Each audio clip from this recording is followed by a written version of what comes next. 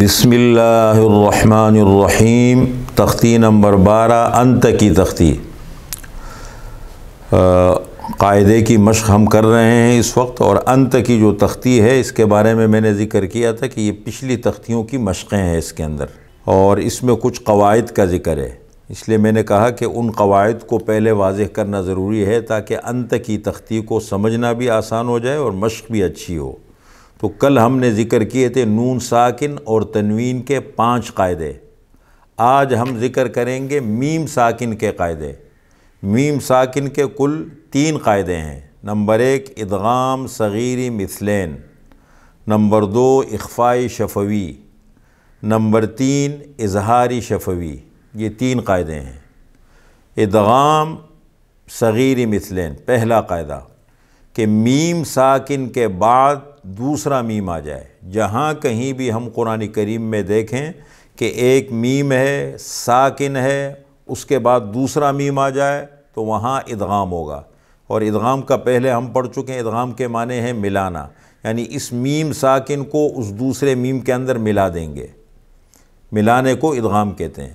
اور اس کو ادغام صغیری مثلین اس لیے کہتے ہیں، 3 چیزیں ہیں۔ ایک ہے ادغام، ایک ہے مدغم، اور ایک ہے مدغم فیہ۔ ادغام کے معنی ہے ملانا، مدغم وہ حرف جس کو دوسرے میں ملایا جائے، اور مدغم فیہ وہ حرف ہے کہ جس کے اندر ملایا جائے۔ تو مدغم حرف پہلے سے ساکن ہو اس کو ادغام صغیر کہیں گے۔ جیسے مثال کے طور پر اذ ذہب، اب 2 ذال ہے، پہلا ذال ساکن ہے، دوسرا ذال متحرک ہے۔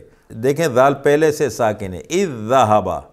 اسی طریقے سے ادغام مثلین، ادغام مثلین کا مطلب یہ ہے کہ جو مدغم اور مدغم فی دونوں حرف ہیں وہ ہم مخرج بھی ہوں اور ہم صفات بھی ہوں، دونوں کا مخرج اور دونوں کی صفت ایک ہو۔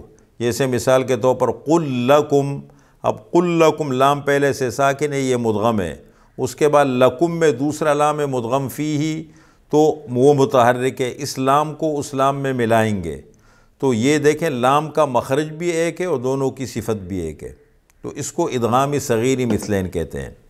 دوسرا قاعدہ، میم ساکن کے بعد اگر با آ جائے تو وہاں ہوگا اخفا، اور اس کو کہتے ہیں اخفائی شفوی۔